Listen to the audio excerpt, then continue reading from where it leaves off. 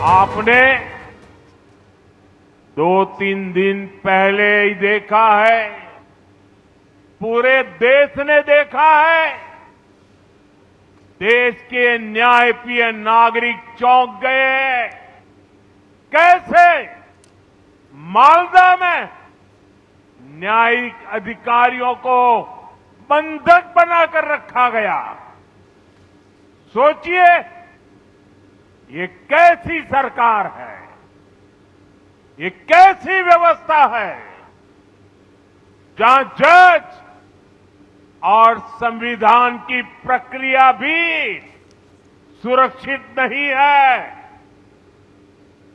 तो बंगाल की आम जनता की सुरक्षा की उम्मीद इन लोगों से कैसे की जाए। মোথাবাড়ির ঘটনা নিন্দা প্রথম করেছেন মমতা বন্দ্যোপাধ্যায়, আমাদের মাননীয় মুখ্যমন্ত্রী। আমরা পরিষ্কার বলেছি, একজন বৈধ ভোটারের নামও বাদ দিতে দেব না। এই আন্দোলনটা গণতান্ত্রিকভাবে এবং আইনি পদ্ধতিতে চলবে। বিজেপি চাইছে গন্ডগোল হোক, বিজেপির বি টিম সি টিমকে দিয়ে ওরা গন্ডগোল করাচ্ছে। মোথাবাড়িতে গত বুধবার কি ভয়াবহ পরিস্থিতি তৈরি হয়েছিল এই সিসিটিভি ফুটেজ রাখবো আপনাদের সামনে, যা কিন্তু তার সাক্ষ্য বহন করছে। 2.5 মিনিটের একটা সিসিটিভি ফুটেজ, যেখানে কিন্তু স্পষ্ট দেখা যাচ্ছে বারবার করে বিচারকদের গাড়ির ওপর কিভাবে হামলা চালাচ্ছে তাণ্ডবকারীরা।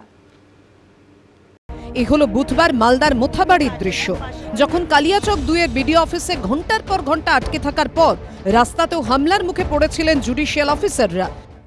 দাঁড়িয়ে যদি যাই তাহলে আমরা সবাই মরে যাই। যেখানে বোম মেরেছিল high court take care of my children, take care of my children if something happens to me. সেই মুহূর্তে ভয়ঙ্কর ছবি ধরা পড়েছে রাস্তায় লাগানো সিসিটিভি ক্যামেরায়। ঘটনাস্থল মোথাবাড়ি বিধানসভার আমলিতলার কাছে। কালিয়াচক 2 নম্বর বিডিও অফিস থেকে এই এলাকার দূরত্ব মাত্র 2 কিলোমিটার। 2.5 মিনিটের সিসিটিভি ফুটেজে দেখা যাচ্ছে কিভাবে জুডিশিয়াল অফিসারদের গাড়িগুলোকে বারবার আটকানোর চেষ্টা চলছে হামলা।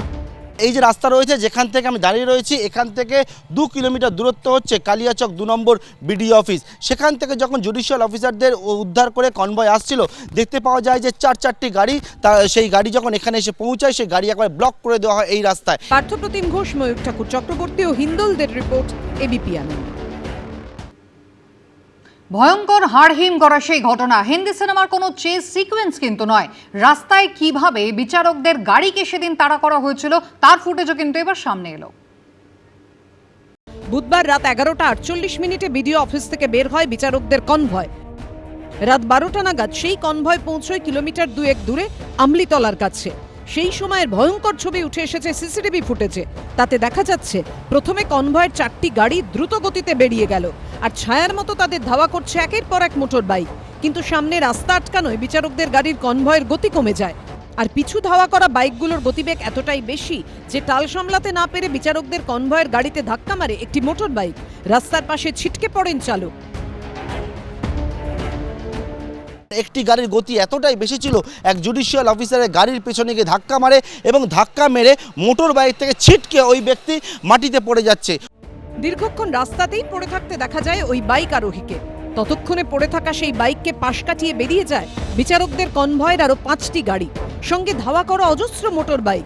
সেই গাড়িগুলো সামনের দিকে এগিয়ে যেতেই পড়ে যাওয়া মোটর বাইক ঘিরে বিক্ষোভকারীদের জটলা তৈরি হয়ে যায়। আর ঠিক তখনই তার সামনে এসে পড়ে পাইলট কারবিহীন বিচারকের আরো একটি গাড়ি। সিসিটিভি ফুটেজে স্পষ্ট দাঁড়িয়ে পড়া বিচারকের গাড়ির সামনে আক্রমণাত্মক ভঙ্গিতে এগিয়ে আসছে উন্মত্ত বিক্ষোভকারীরা। ছোড়া হয় ঢিল পাথর।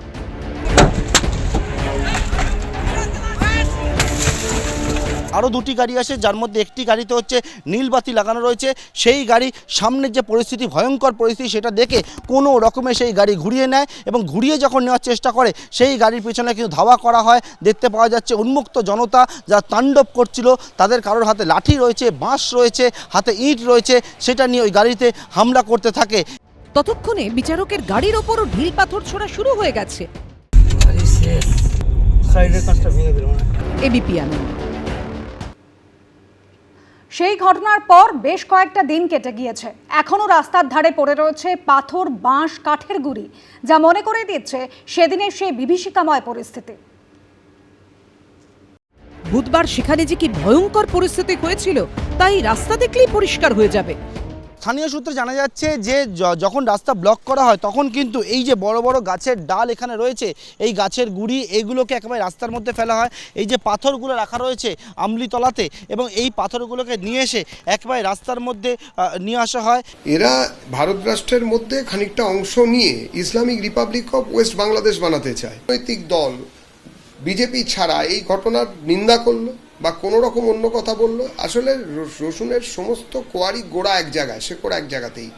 যা হুমায়ুন, তাই সেলিম, তাই ববি হাকিম, তাই মমতা, তাই তৃণমূল, তাই মিম, তাই আপনাদের মোফাক্কেরুল ইত্যাদি। যারা এই কাজগুলো করেছেন সেই অ্যারেস্টগুলো হয়েছে, যথার্থভাবে তাদের শাস্তি হবে। কিন্তু মানুষের বিক্ষোভটা যে ন্যায্য ছিল তারও কিন্তু এটাই আমরা বলেছিলাম যে কারা করেছিল সেটা তাদের পরিচয়, তাদের রাজনৈতিক পরিচয় সবটা বেরিয়ে আসুক, এটা লুকোনোর কিছু নেই। সব মিলিয়ে বুধবার রাতে কতটা আতঙ্কের মধ্যে ছিলেন বিচারকরা তাই সিসিটিভি ফুটেজে স্পষ্ট। ABP Ananda.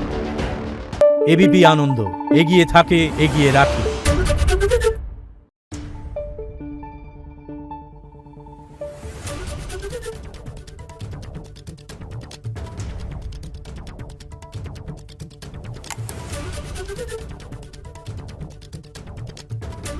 Thank you.